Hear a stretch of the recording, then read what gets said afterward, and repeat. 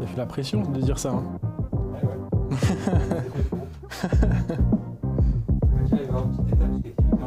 Okay, for me it's fine. Perfect.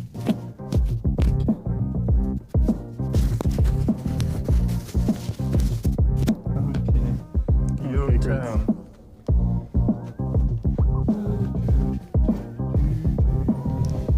We can keep our phone here for the questions or not to check? Yeah, no, right? No, we need to switch it off. Or... Yeah, but like it's on airplane mode, but if we want to like peek down for like some notes. Like the camera is not pointed at the legs. We see there is a camera there.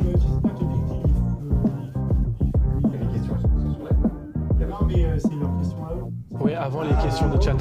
Yeah. Okay. Yes. Yeah. Put it in the pocket and take it out. If it's more natural for you, it's fine. Okay. Well, whatever feels natural for you. Okay, because because what's the angle of the camera? Like the whole thing? Go ahead. We will see it. Come here, have a look. Okay, thank you. No? Okay, So either this, you know. I see. Yeah. So I can't see your eyes on.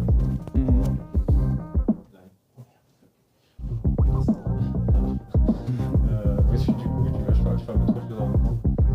Qu'est-ce qui s'est passé? Or you can have like a really wide angle where that's fine. Tu t'amuses bien? Okay, I see. Or you get the camera T'as te fait chier. you can kind of see everything, so we should be De quoi? Okay, I see. Cool. it's okay. Good. À la clé branchée? Perfect. Aussi. Good. Okay. Can I have maybe like 2 minutes over there? Ah merde, à nouveau? Or?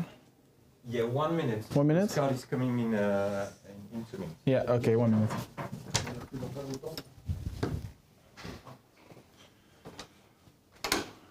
Good morning, afternoon. C'est fou, il était à 100%. Mais c'est censé durer des heures. Bonjour. Je vais juste te demander de te lever, s'il te plaît. Bien sûr. Good morning. Oi, oi, oi, oi, oi. Welcome to the second edition of Behind the Scenes. Welcome to the second edition of Behind the Scenes. Ok. On va Masterclass. faire un petit truc. Ça va rien. Welcome to our second edition of Behind the Scenes Masterclass. Welcome to our second edition S'il of Behind the Scenes Masterclass. Masterclass. This series. Non, c'est bon. Ok. It's a privileged moment of exchange between Tu peux mettre current ton students, prénom between current Ok. students. Est-ce qu'il y a des boutons, quelque chose comme ça, auxquels je dois absolument pas toucher? dessus. Ne touche pas. Ok. Mais c'est vrai que quand je vais m'asseoir, ça touche un peu, c'est pour ça. Ouais, ça se touche un peu, c'est pas grave. This series is a privileged moment of exchange between current home students.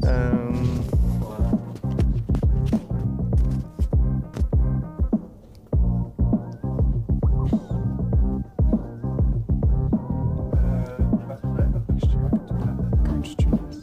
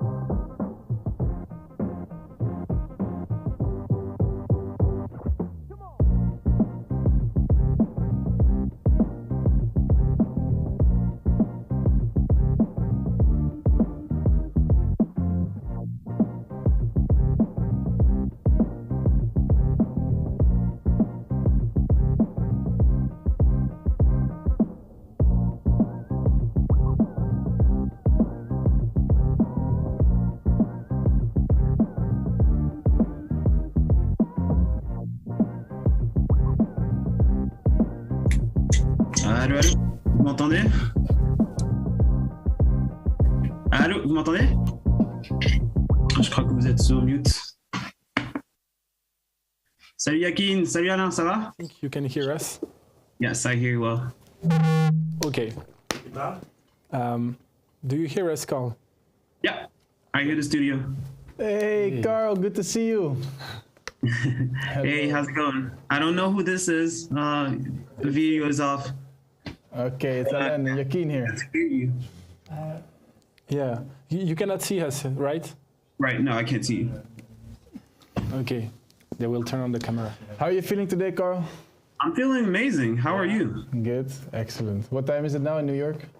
12:22. Okay. Yeah, we're six hours behind. Okay, good time. Good. Yeah, good. I arrived just in Paris this afternoon from Monaco, and Oh, okay. So this is Alain speaking. Okay. yes. Okay, got you. How are you doing, man? Yeah, doing good, man. Doing good. Thank you. Awesome. Yeah, really. So you're How are you guys feeling? Are you stressed?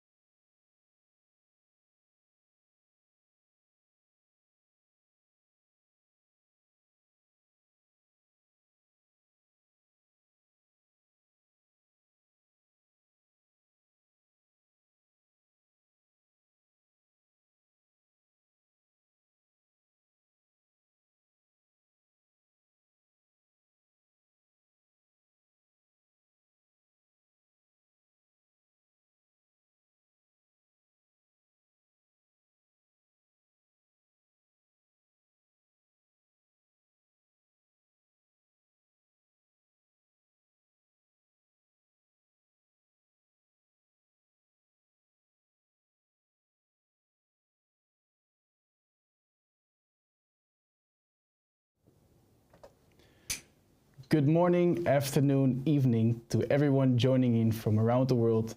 Welcome to our second edition of Behind the Scenes Masterclass here from the alumnus education group.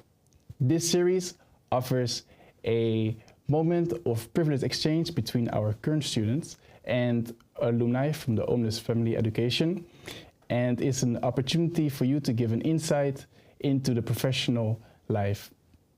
I'm here with my colleague Yaqin, who is a current student at the European Business School, and my name is Alain. I'm a student at the International University of Monaco. Our guest speaker here today is Carl Steve Bunduku-Latha, who is an accomplished sales professional and is currently working and living in New York City, the United States. Hello, Carl. How are you doing? Hey, how's it going today? Yeah, good. Would you maybe introduce yourself a little bit more? Sure, and it's hard to jump in after such a great introduction, Alan, but first and foremost, I do want to thank the school for putting this together, right? When I was a student myself 4 years ago, I could have wished for such an amazing initiative to take place.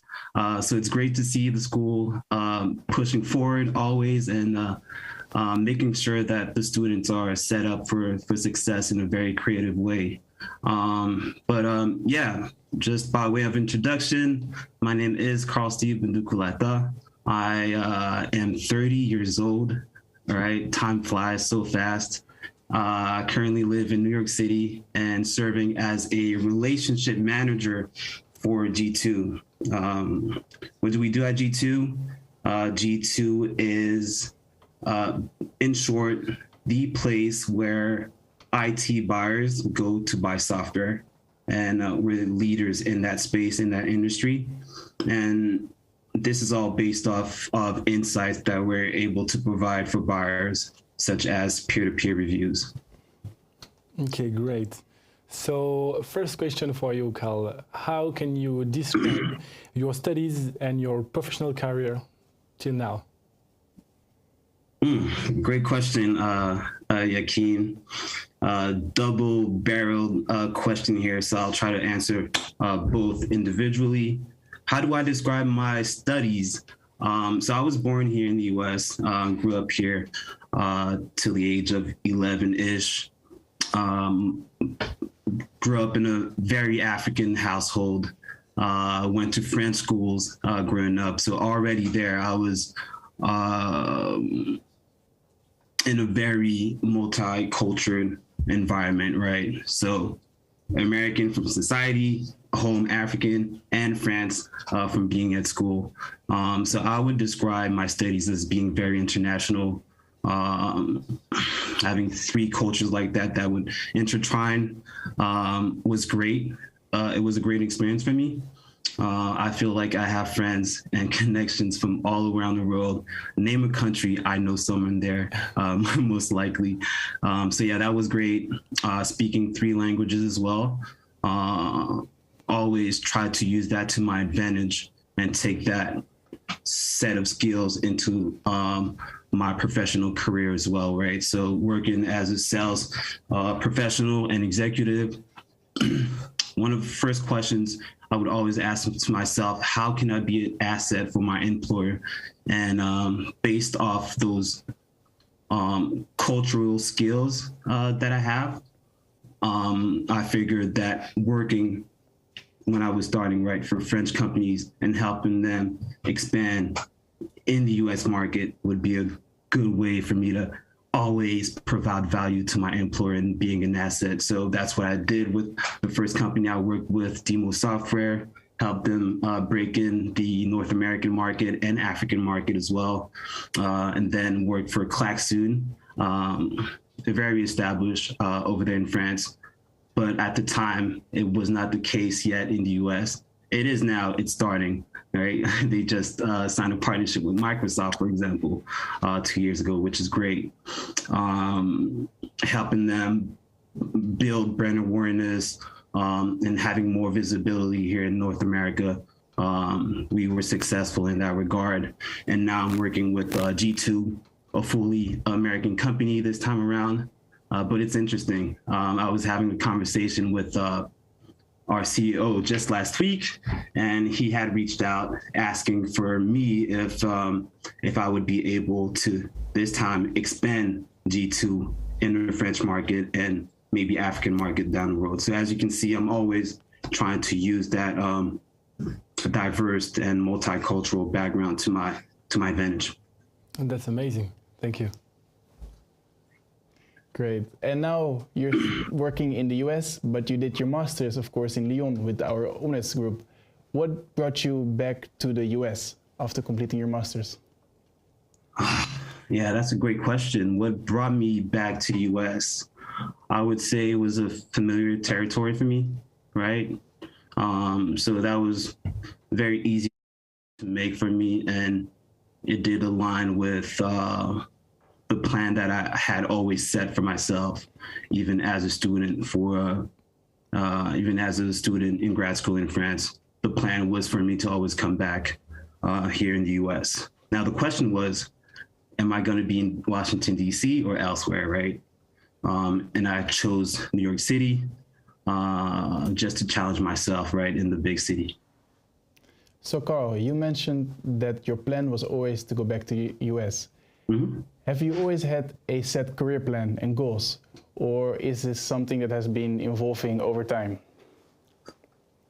Yeah, that's a great question. Again, you guys have amazing and thoughtful questions, but I would say, yes, I always had a really defined career plan for myself. I've been having vision boards for the past 4 years now. So it's always a great reminder on a day-to-day for me to know where I'm headed and what are those immediate steps that I can start taking every day. Okay, great. So just having a little step back, how did you go from being a student to becoming the professional you are now? And what advice could you give to us students and to people who are watching us to achieve the success in their studies and their professional life? I would say for me, what helped me from being a student to becoming the professional that I am today was, one, having that vision board, always, having a clear plan for myself and holding myself to very high standards was super helpful. I remember as a student, I would always ask for advice from people who were already working in those fields in areas where I saw myself working in down the road in the future. And lastly, I would say my end of year internship as well was crucial at Software in Lyon. I would say that opportunity is the one that set me up for and really propelled me and geared me to really be in a position that I am right now. So for Demo, as I said, I was helping the export team, the international team, expanding in North America and in Africa. And by the end of that internship, actually, I was offered the opportunity to open their office in Toronto. Okay. But I did not take it because my plan was to come back in the US, right? That's amazing. Talking about when you were in Lyon, do you have some classes, course that you still remember right now and that is still serving you today? Absolutely. Yeah, the answer is yes, yes, yes. We at INSEEC, we had the chance to have amazing professors with very rich backgrounds, professors that were experts in their fields. So yeah, it was a very, very practical experience for me. So really, thank you to the school. But courses that I remember, I would say Stéphane Delmont. We had a negotiation course with him. I remember at the end of that year, we had a negotiation challenge. I did so bad, but it was super helpful. He really taught us how to ask crucial questions to our counterparts, bargaining chips as well. How do you find your ZOPA, your zone of possible agreement with your prospect, your counterparts? How do you frame a meeting? How do you make an impactful icebreaker? How do you end a meeting? All those things are things that Stéphane Demo really taught us super well, and I'm forever grateful for that. Charlotte Brun as well. She taught us how to sell into big companies, because there is a playbook, right? You don't sell to a 30,000 company the same way that you would sell to a 50 employee company. So yeah, that was a great introduction for that. Mr. Montagnon with, I believe the course was entrepreneurship. Yeah, I believe so. And yeah, it really taught us how to take risks, right, in life. So I would say, yeah, those are the three that really stood out for me. Cool, Carl. Cool, very interesting. And it sounds you've been really taking advantage of the opportunities you've had while you were studying. Maybe can you give some advice then to current students how they should best spend their time while at school, and also what's the best way to take advantage of opportunities? Of course, you have professional opportunities, but also to balance that with your social life and so forth. Great question. I'm big on self-growth, personal development. I'm big on those topics. I would say, one, if you're in the school environment, well, reach out to those experts, reach out to your professors. Like I said, right? As you see, I still have a very fond memory of my professors, and that's because I was able to pick their brains, right? Even after classes, I would ask them those questions as to, and they would provide the best advice for me. So that's why I remember who they were. And as you can see, they really had a strong impact in my life. So that's one. Two, I would say network with people, right? We have the chance to be surrounded at INSEEC MSC by like-minded people, right? We all have the same goals and aspirations. So network with each other, try to figure out who in your cohort is trying to go where you're trying to go. And maybe, you can both help each other, really.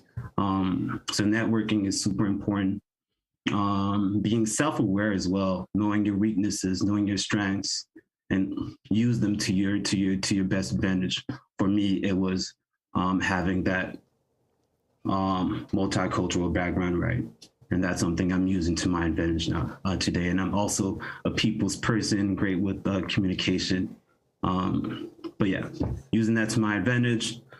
I would say also having self-belief. And how do you get self-belief? How do you build confidence for yourself? Reading is very important. Listening to podcasts. Be careful what you watch and listen to, I would suggest. And thirdly, building a plan for yourself with clear steps as to how you'll be able to achieve those goals. And lastly, really just taking immediate action. Yeah. So I just have one last question. I know from your background that you are still studying. So can you tell us what are you studying, but also what is driving you to still studying while you are working right now? Right. All right. Thank you for your question, Yaqin. Yeah, the statuses are very different in the U.S. and in France. So in the U.S. we don't have cities. So it would be very complicated for me to tell you and expand on that topic as of now. But I mean, I've always worked in the U.S. Yeah, you had a question, Yaqin? No, I think we will go through the public question. So now we will pick some question that people send us. So first of all, thank you, Carl, You're very welcome. You're welcome.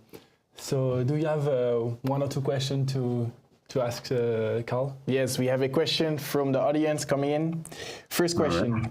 When you said potential extension of the market in France and Africa, and your CEO asked your opinion, is it thanks to your cultural diversity or rather thanks to your studies across countries? That's a great question. I don't know who that question is coming from, but great question. It's based on both, right? He knows my background. He knows I went to school in France. He knows my parents are African. So of course I have a very well knowledge of both territories, and he knows I'm a person he can trust on and rely on for English as well. So that wouldn't be an issue. Okay, good insights. Thank you, Carl. Then we have another question from the audience. It says, do you or did you have a mentor in life? How do you find one and engage in this kind of relationship? Great question. I did have mentors in life, absolutely. My father was my biggest inspiration, so I would always go back to him for advice. He would always, like, excellence was a standard for my father. May he rest in peace. But also mentors, like I mentioned, right? From my time at school, those professors were mentors to me. But also with my employers. All of my managers from my time at Demo, Vanessa Trouillet is still my mentor, someone I reach out back to if I have any questions. From my time at Klaxoon, Faisal Usta was my manager. He's still my mentor to this day. So always trying to keep a really great relationship with those people who helped you. Thanks again, Carl. Good insights. Then another question we have from the audience. After Europe and America, what will be your next continent? Africa, definitely. Yeah. Maybe not right now, but definitely down the road, I do want to open businesses in Africa. So that would be my next step, moving back and forth between Africa and the US. How do you see Africa growing in the future? I mean, Africa is the future, right? And we can see it starting already with all these investors from all parts of the world creating opportunity in the motherland. So I feel like it's time for Africans to it's our land, right? It's time for Africans to go back and help build the beautiful continent that it is. Great. Hello. I would like to know if you have any books that have inspired you and make you want to advance in your career. Yes, I would say, well, I'm really, like I said, big on self-development. So for me, as a sales professional, I tend to really read books that are sales oriented only, because I'm really trying to, and I'm focused on being the best at what I'm doing. So if you guys are interested in sales, the Challenger Sell is one that I highly recommend. I have it at home, actually. I'm reading it. You have it at home? Yeah. Good. Awesome, man. Another book I recommend is Pitch Anything. Another book I recommend would be How to Sell to Big Companies, right? Forgive me for forgetting the authors, but yeah, those I would say are the three books that I highly recommend if you are trying to have a career in sales as a top executive. Cool. I remember that in my sales and negotiation class at the International University of Monaco, we had to read the book How to Win Friends and Influence People. Have you read this book, Carl? I have not, but let me write that down. What did you say the title was? How to Win Friends and Influence People. It's a good sales book too, and a classic. It's a good one. Yeah, I haven't read the book, but that's definitely something I do live by, right? Making meaningful connections with people and being intentional with people, really super important. How do you feel is the best way to connect with people, to make a connection? Right, like I said, being intentional, right? Being intentional and being upfront with people and letting people know what is it about them that you like, right? And how you can help as well is also a great way to to make meaningful connections with people. So instead of putting the focus on yourself, I want this from you, I want that from you. No, ask them, how can I help you?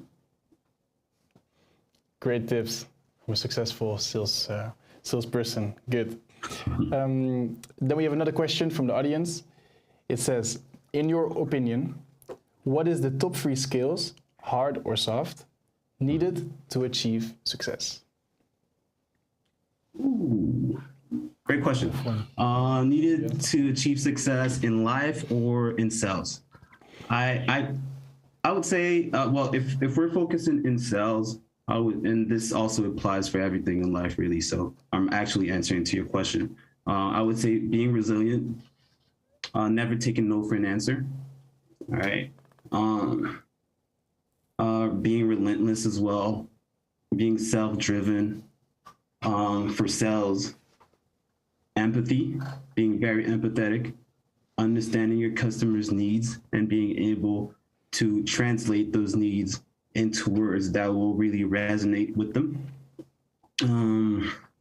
Having active listening skills as well is crucial if we're talking about sales.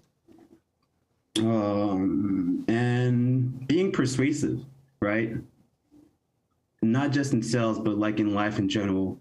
Anything you want to do, really, for all sales reps, really, right? We're constantly having to sell ourselves to get a job, to get buying for something, to get our girlfriend to allow us to go out on a Saturday night, right? We're always selling ourselves. So being persuasive, I would say, is another key quality. Okay, cool. Another question. In France, we had a lot of information on the lifelong learning. As a professional, what is your advice on it? Do we have to do some lifelong learning just after school or after 10 years as well? Lifelong learning. So what do you mean by lifelong learning? Like as in continuing to invest in your... I think so, yeah, like it's a philosophy to continue learning. Yeah, I'm big on that. I would highly encourage people to keep on investing in themselves, investing in their growth, like I said. And that's actually something that I'm doing myself, right? You can't just rely on your companies to teach you everything. There's only so much that a company can do for you. So you gotta be curious enough to wanting to keep on finding the right information that you'll be able to apply and that will allow you to take that next step in your career. So for myself, I'm currently enrolled in the Harvard Business School program in negotiation mastery, right? So I negotiate for a living on a day-to-day, but I'm still looking at ways to perfect my craft. Okay, cool. Yes, good. Another question. What are your favorite podcasts? Wow, favorite podcasts. I actually don't have like one podcast. So I actually have, I'm on Spotify, right? So what I tend to do is I have playlists for different topics and areas that I'm interested in. I have a playlist that I created for sales, another playlist for marketing, another playlist for growth. So I don't really necessarily listen to podcasts per se, but any podcast that I do come across that is very talking and relates to one of these specific topics, I'll just put it in the playlist and have that in shuffle. Okay, cool. And I remember in our conversation that before you mentioned that one of your best experiences you've had was with a class where you didn't do so well. And I believe that sometimes when you fail, you learn the most. What do you think are the top mistakes being made by sales reps around the world now? Top mistakes being made by sales reps around the world right now. Maybe I would say being too pushy, right? Especially in B2B sales. We're not selling socks or we're not selling toothbrushes, right? You have to be very patient with your customer. You have to be very customer centric, being able to make concessions with your customers. You're not always gonna be able to win those negotiations. But how do you manage that relationship in such a way that your customer will want to stay with you all, will want to buy additional products and whatnot? I feel like that's very important. So being customer centric and not being too pushy with customers is crucial. Another mistake that people tend to do, I would say, is focusing too much on the product, selling the product, when really the trick in sales is asking the right questions. So talk less, listen more. Okay, great. Thank you. Could you, the audience ask, could you tell us the first book that you mentioned earlier? For someone did not catch the name of the first book that you mentioned earlier.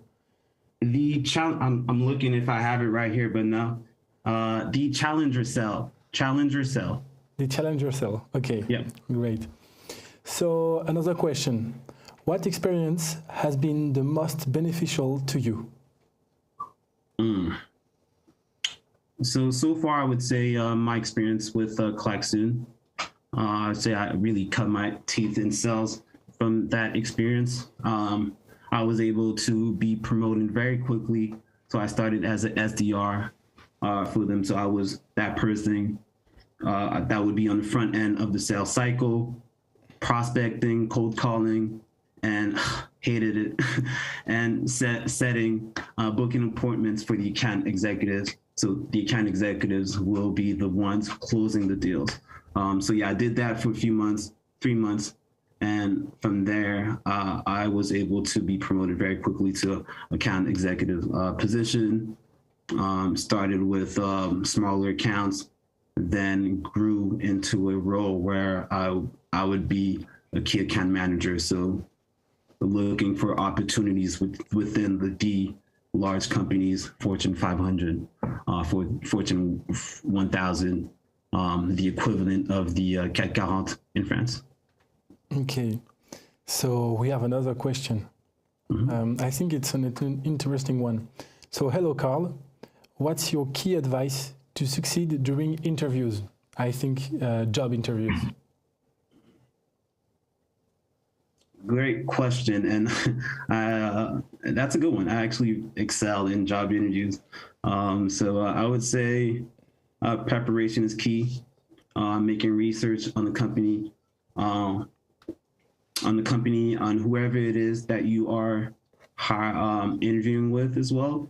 Just do a little LinkedIn search, trying to, listen, as humans, we have so much more in common than we don't, right? So look at their profile and trying to find something that that you all have in common, right? And any interview, try to bond on that with that person. That helps, and that could be a great icebreaker. Soft skills today are super important. So your ability to build rapport with people is key. Preparation, of course, and asking the right questions as well. Showing that you're really interested in the role by asking questions is crucial. And of course, thorough follow-ups. All right. So after the interview, send a recap email where you give a breakdown of everything that was spoken about in that interview in bullet points.